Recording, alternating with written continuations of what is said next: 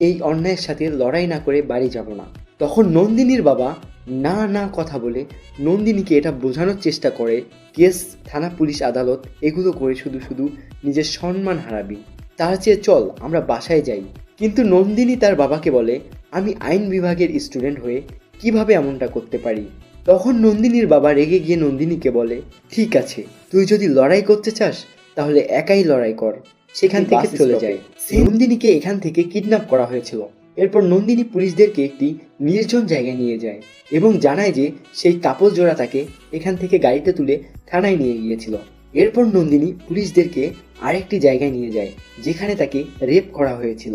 Police সেখানে bracelet, chain, গাড়ির চাকার ছাপ আর বিয়ারের ক্যান খুঁজে পায়। তখন ইন্সপেক্টর নন্দিনীকে বলে, আপনাকে যে সত্যি সত্যি গ্যাং রেপ করেছে তার জন্য আপনাকে মেডিকেল টেস্ট করতে হবে। কালকে